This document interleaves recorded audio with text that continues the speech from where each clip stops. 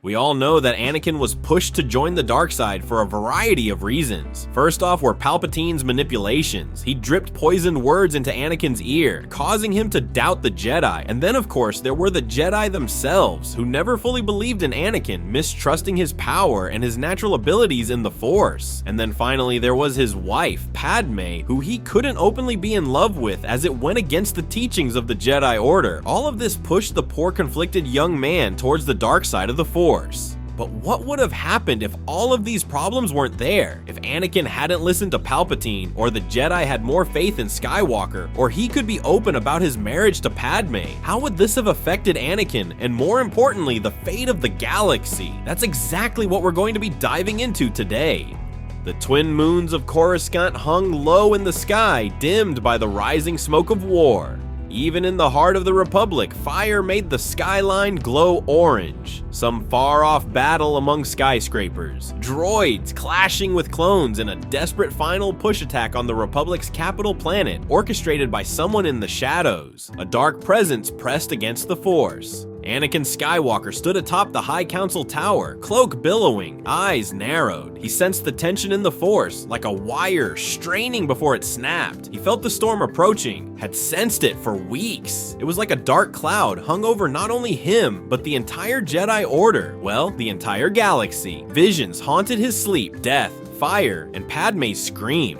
But unlike before, in the official canon timeline, Anakin wasn't alone. The Council had listened. Not only had they granted him the rank of Master, but they had also not dismissed his worries when he came to them to tell them Chancellor Palpatine was a Dark Lord of the Sith. Sidious revealing his true identity to Anakin had been a last-ditch effort from the Sith to try to get Skywalker on his side, and it had resoundingly failed. Anakin immediately left the Chancellor's office and informed the Council. Obi-Wan stood behind him now, silent, armored in Jedi robes and clone commando plating. He had chosen not to pursue Grievous to Utapau, instead remaining with his Padawan. Looking down towards the landing pads far below them, Republic gunships prepared for departure. Anakin's own squad, the 501st, waited with engines whining. They were ready to go wherever Anakin wanted. They would always back him. The darkness was rooted deep. Chancellor Palpatine had overreached. Too many secrets, too many delays in surrendering emergency powers. Then came the final blow. Palpatine's admission to Anakin, revealing the truth. Sidious. The Council had no reason to doubt Anakin was telling the truth about Palpatine, and in all honesty, suspicion around him had been growing for a long time.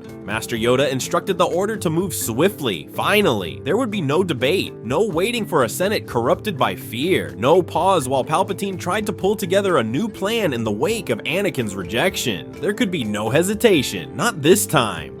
Coruscant's lower levels rang out with chaos. The Jedi and clones descended on the Senate building, hoping to arrest the Chancellor and instill some order into the traumatized galaxy. But as they did so, Anakin, Obi-Wan, and the clone troopers of the 501st ventured out into the depths of the works, into a labyrinth of metal, steam vents, and dark secrets. This abandoned part of the city was once an industrial hub with power facilities as far as the eye could see, but now it lay empty. It was the place where Count Dooku had once whispered in the shadows, where Sith Lords had schemed in the dark, far from the eyes of the prying metropolis of Coruscant. The two Jedi had reason to believe that the Sith apprentice was here right now, scheduled for a meeting with his master, a meeting that would never come due to the Order's attack on the Chancellor across the city. But no sooner had Anakin and Obi-Wan entered the tallest of the old industrial buildings, there was a blinding flash that lit the corridor. Instinctively, the two Jedi ignited their blue lightsabers, trying to make sense of what was happening. But at the same time, explosions rocked the Durasteel catwalk beneath their feet. They fell a short distance into an old put once used to store vehicles, and dozens of red-eyed Magna Guards charged forward, electrostaff crackling, swinging in deadly arcs. The 501st clone troopers opened fire, blue bolts of energy splitting the darkness, while Jedi blades hummed, deflecting the blows of the electrified weapons. The quiet and derelict building was suddenly alive with violence. Anakin charged first, lightsaber a blur of blue light. One guard lunged, but Anakin sidestepped, slashed through the staff, and bisected the droid with a clean, brutal strike. He ducked a sweep from another and plunged his saber backward through its chest, cleaving the mechanical monster in two. Obi-Wan danced beside him, fluid and efficient, disabling 2 droids with a spinning slash, then force-pushing a third into a collapsing wall. Smoke hissed from ruptured pipes as the battle pushed inward. Several clones fell as blaster fire erupted from nearby battle droids, but Anakin and Obi-Wan soon dismantled them. They had no time to waste. They couldn't let Dooku escape. This could be the day that they took down the Master and the Apprentice. Step by step, they descended toward the Sith Lord's hidden sanctum. They eventually reached a chamber, and the clones silently placed explosives on it, retreating before triggering the explosion. The chamber doors blasted open with a tremor that cracked the Duracrete, and Anakin and Obi-Wan strode in, ready to face Dooku. But it was not the elderly Sith Lord that they saw. It was a hooded figure, old and surrounded by darkness. Back in Palpatine's office, Mace Windu, Yoda, and several other High Council members barged in, forcing aside the red-robed guards that flanked the corridor leading to the ornate Red Room. But as the doors hissed open, it was not Palpatine behind the desk, rather a tall mechanical being, General Grievous, oozing a confidence that the Jedi had not yet seen from the cyborg. "Welcome," Grievous wheezed. "Thank you for springing my trap, Jedi dogs."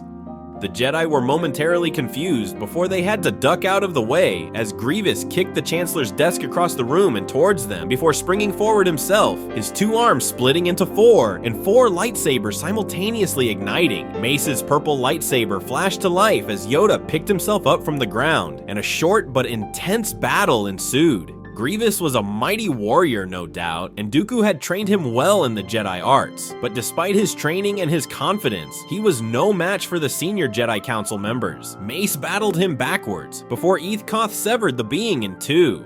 Grievous's body limply fell to the floor in a hissing pile. Instinctively, the Jedi looked around, waiting for another attack, and searching for the Sith Lord they had come to arrest. But Sidious was not there. Back at the works, Anakin and Obi-Wan stepped tentatively forward, eyeing up the person before them. Palpatine stood at the center of the room, robes black, lightsabers already drawn. His face was no longer masked with the warmth or smiles of the Chancellor. Rather, it was twisted, gaunt, yellow-eyed, ageless, and terrible. Darth Sidious was here. The 2 Jedi were shocked, and their minds raced to the Chancellor's office. What kind of trap had they just walked into? Nevertheless, they had to remain focused on the task at hand. "You were the chosen one," Sidious hissed to Anakin, "but you let them poison you." Anakin didn't answer. He knew Palpatine was once more trying to manipulate him, but he was no longer confused, and he saw things clearly. The Force surged through him, not with rage, but with clarity. His fear, once suffocating, had burned away in Padme's embrace the night before. She was alive. Their newly conceived child inside her was alive, and now he would end this. Palpatine struck first. The Sith Lord's red lightsabers tore through the air. Obi-Wan deflected them just in time. The chamber erupted in light and motion, 4 blades spinning, 2 red against 2 blue, light against dark, shadow against flame. In the fray, Obi-Wan called out to the troops of the 501st to flee and leave Sidious to them. Obi-Wan did not want to see any of the clones killed by such a dark being. The clones, despite their instincts to help and try to battle it out, followed their orders, fanning out to secure the rest of the building. Anakin ducked under a lightsaber slash, meant to take his head. He answered with a crushing blow, sending Palpatine skidding across the stone floor. The Sith Lord rolled and cackled as he flung a wave of lightning that caught Obi-Wan in the chest. The older Jedi was thrown back, crashing into a pillar. Palpatine pounced, snarling, ready to end the life of Obi-Wan, but Anakin met him mid-leap, sabers clashing with a scream of plasma. The air vibrated with power. Each strike shook the walls, pipes burst, sparks rained from above. Anakin moved like wind and fire, raw, unpredictable, but focused. Where once his anger would consume him, now it burned clean. He had found a center, a balance. It had been this very balance that Palpatine had been trying to manipulate in his favor for so many years, but now it was being used against him. Anakin kicked Palpatine back, launched himself forward, and landed on the dais where the Sith Lord had stood moments before. High ground. Obi-Wan had taught him well. With a final surge, Anakin feinted left, ducked low, and sliced upward. The first of Palpatine's sabers flew from his hand. The Sith Lord screamed as Anakin's boot drove him to the floor. The second red blade skidded across the stone, flickering out. Palpatine clawed toward it. Anakin raised his own saber, hand trembling but determined. Years of pain, of lies, of war, the manipulation and mind games. But he didn't strike. Suddenly, Jedi surged into the chamber. Mace Windu, Ayla Secura, Ki-Adi-Mundi. Clone troopers surrounded the fallen Sith Lord. Troops of the 501st had immediately contacted Yoda and Mace, telling them that the Chancellor, or rather Darth Sidious, was hiding in the works. They had abandoned the Senate building and made their way over to help Anakin and Obi-Wan. Palpatine's eyes locked with Anakin's one final time, not pleading, calculating, but it was over.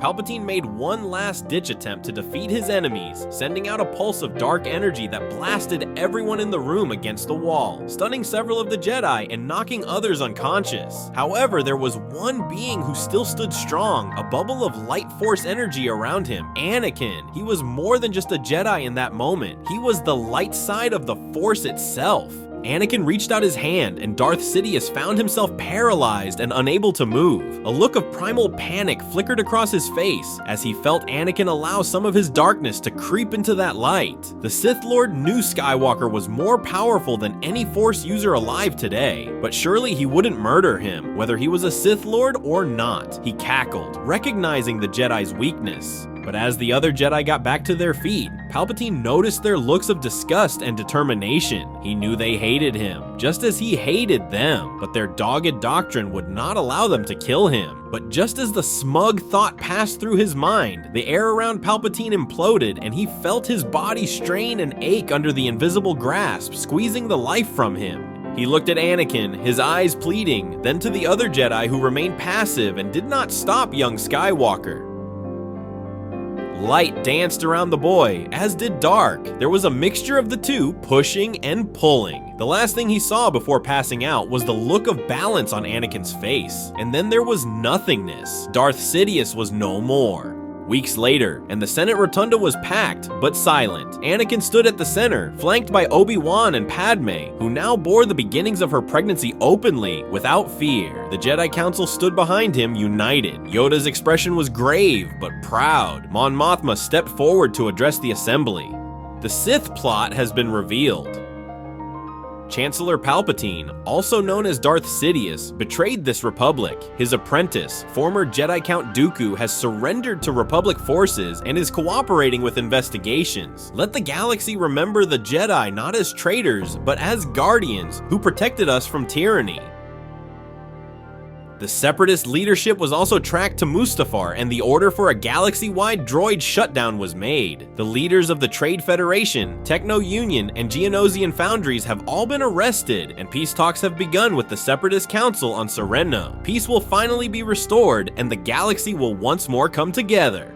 Cheers erupted. The Jedi breathed a sigh of relief. The shadow of the Sith that had hung over them for years had finally lifted. A year passed, and a twin sun rose over the temple steps. Anakin stood with Padme, their infant son Luke in her arms, and Leia asleep on his shoulder. The Jedi Order was finally pulling itself back together after the years of war. The scars were still visible but fading. Children ran through the halls again, some born of Jedi, others from across the stars, brought for training. The Order had changed. Emotion was no longer taboo. Love was not forbidden. Balance had become more than prophecy. It had become principle. Love and attachment was not shunned. Rather, it was incorporated into the Jedi teachings and seen as a necessity in order to become a whole, well-rounded person. But the Order was not the only thing that had changed. Not only had Anakin become a father to not one but two children, but he was one of the most revered and well-respected Jedi Masters in the history of the Order. Younglings would flock to his seminars and lessons to learn from the best of the best, because Anakin taught not with fear and the burning memories of the war he had been through, but with wisdom born of almost losing everything.